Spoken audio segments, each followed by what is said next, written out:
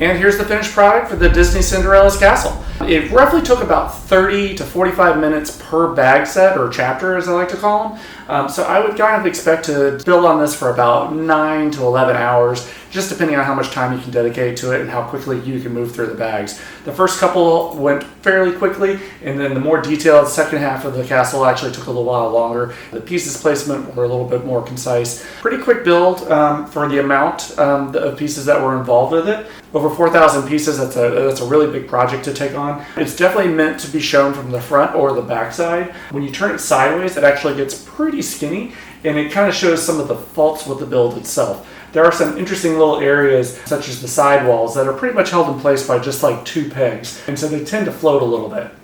It also breaks down into 3 sections pretty easily. As a whole, the top section is a little flimsy if you're trying to play with up at the top, but you can break that down and separate it so that you can easily get to some of the more hidden areas that are harder to reach for like little kids to play with. As far as the added character that goes into the building, it's really phenomenal. There's a lot of little details in here that I was not expecting to see, and it really kind of brings the whole castle back together. It represents all the major princesses throughout the Disney movies. So unfortunately you don't get the mini characters that come with it, but you do get little play action sets for each one of them, which I think is really nice. A lot of them are very fine details, such as the frog prince hiding off on the edge of the castle wall. And the backside of the castle shows examples from Sleeping Beauty, Snow White, Aladdin, and there's even a little hidden area underneath one of the roofs that holds Cinderella's glass slipper and a book that even has Once Upon a Time written on the inside. So your kids are really going to enjoy, finding all these little nuances that the castle has to offer. I also wanted to talk about the little mini characters. It does come with the Fab Five from Disney: Mickey, Minnie, Tinkerbell, Donald Duck, and Daisy Duck. They're pretty standard to their normal colors. There's not a lot of variance, although it is really nice. Both Mickey and Tinkerbell have actual cloth flaps to their jackets and her dress, which is kind of a nice little bonus. Usually you would get that in a plastic form, but this kind of gives it a little bit more sense of reality.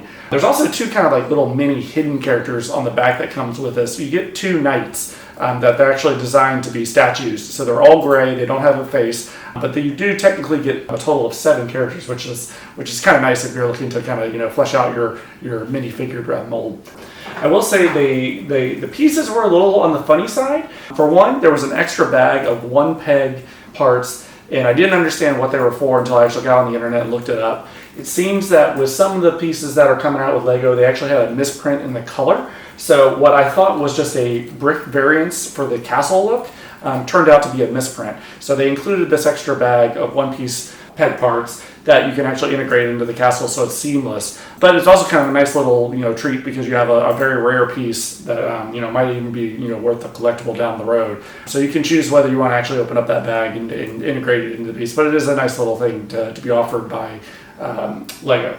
The other big thing is there was one small piece in the tower here that should have been an 8-peg long smooth piece, and they gave me a 6-peg piece.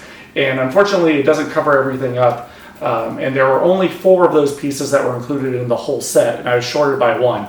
So I was trying to figure out how I can cover that up, and actually just inside the door frame here is where the other 2 pieces go, so I will likely pull one of those out and put that up in the more visible spot up by the window, and then you'll never actually notice that it's missing 2 pegs there.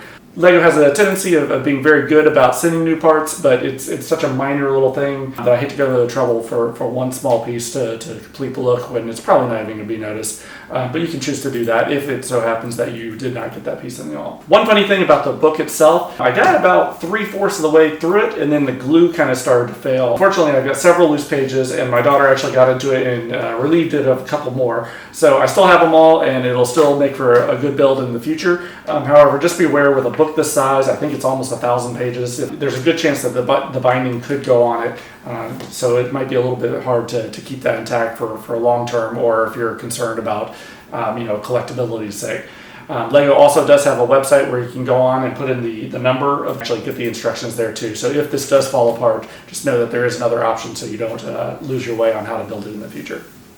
Overall, though, I think this is a fantastic set. I would highly recommend it. It's a little on the expensive side right now. It's kind of hard to find, and I've actually seen the price double on it in a few cases. So you're going to have to put down a pretty healthy chunk of money, unfortunately. But I would definitely say it's well worth it. Of all the sets that I have, this is the one that draws my daughter to the most. She loves playing with it. She loves all the little mini characters. So I would definitely highly recommend this. 5 stars across the board. Definitely go and check it out. I hope you enjoyed this build, and thanks for sticking with me through both parts 1 and part 2. We do have another castle coming up. It should make for some pretty big competition for Disney's castle, but we'll have to see how it all plays out.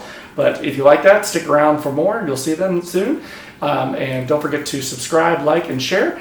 And let me know in the comments what you'd like to see in the future. Thanks for watching, and have a great day.